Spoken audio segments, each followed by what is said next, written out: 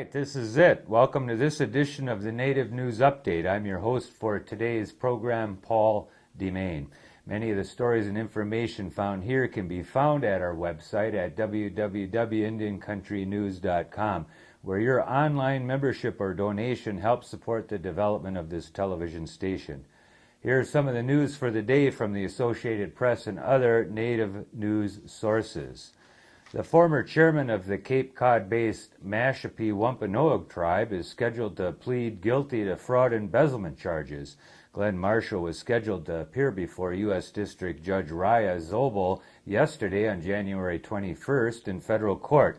Marshall was charged in December with violating campaign finance laws while working with convicted lobbyist Jack Abramhoff. He faces 41 to 57 months in prison. Marshall stepped down as tribal chairman in 2007 after it became public that he was a convicted rapist and had lied about his military past. A Montgomery, Alabama woman will serve 46 months in federal prison following her conviction on conspiracy and embezzlement charges. U.S. Attorney Leora Canary in Montgomery said in a statement the scheme involved stealing funds from a casino where she was once employed. A federal court jury convicted 26-year-old Carla Dennis on August 21st. She was sentenced last week. Canary said Dennis was an employee at the Tallapoosa Entertainment Center where she stole more than $260,000. Dennis was allowed to remain free on bail. She must report to prison on February 17th.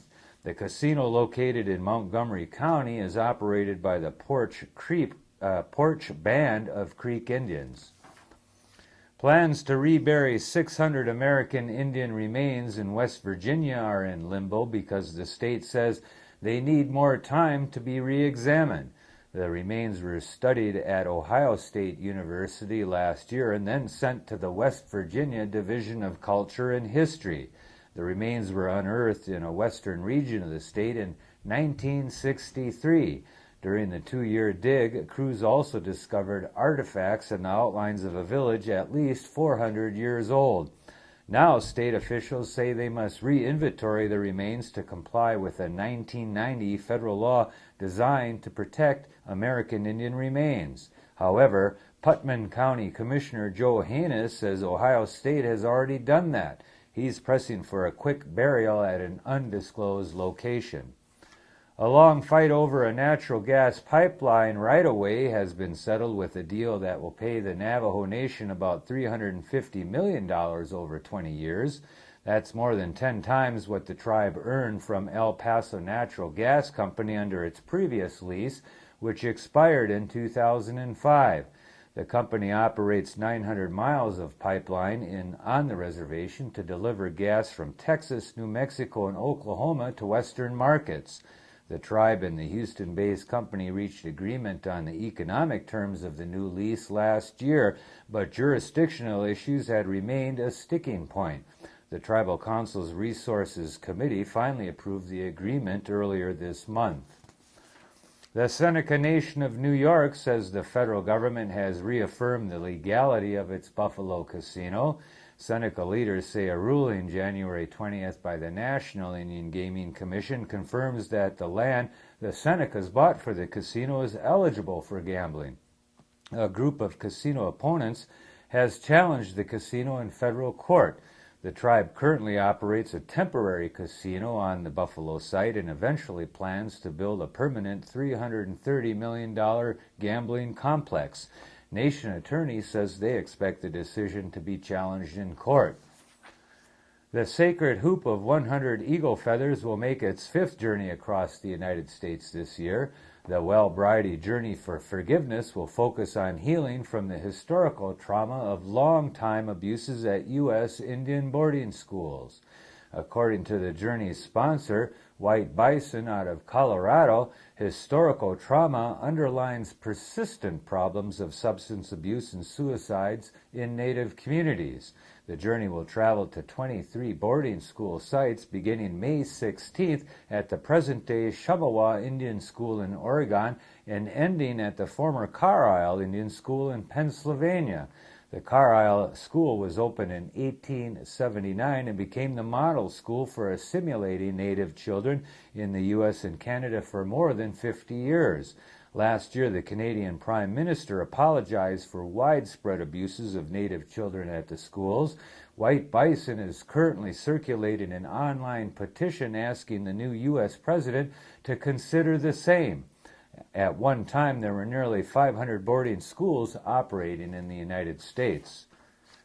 One of the many meetings the new U.S. president's team held during its transition to power was a session that included Robert Cook of Somerset, South Dakota, the president of the National Indian Gaming Association. Cook said he left the meeting feeling fairly optimistic. Cook said he told Barack Obama's staffers that the first priority for advancing Indian education is to make the federal director of Indian Education an assistant secretary in the U.S. Department of Education. 93% of the estimated 600,000 Indian students in the nation attend public schools. Cook said, adding that another priority is greater Bureau of Indian Affairs involvement with the Department of Education. Cook said he knows funding increases will be difficult to get into the budget under current economic conditions, but Indian education needs an infusion of dollars if it is to offer culturally relevant quality studies, he said. Also at the December meeting, educators asked that Obama convene a White House conference on Native American student needs. More than 30 people representing the Navajo Nation's executive and legislative branches traveled to Washington, D.C. for President Obama's inauguration. Navajo President Joe Shirley Jr. says he stood about 500 yards away from Obama to witness an important part of history being made. He says Obama's swearing in as the country's first black president brings to mind the teachings of his elders in Medicine Man. That is, that nothing is impossible. He says Obama has proven that and brings hope to the country that citizens can work together to overcome their challenges. Shirley was accompanied by Vice President Ben Shelley and 8 staff members. Representing the legislative branch were Tribal Council Speaker Lawrence Morgan and 17 Navajo Nation Council delegates. And that is the latest roundup of news from Indian Country on this edition of the Native News Update. We want to thank our underwriters for helping us with this broadcast and our digital mall partners, powwows.com, nativeview.com of Helena, Montana, and nishtv.com from Thunder Bay, Ontario. Thank you for joining with us today, and we'll see you again soon.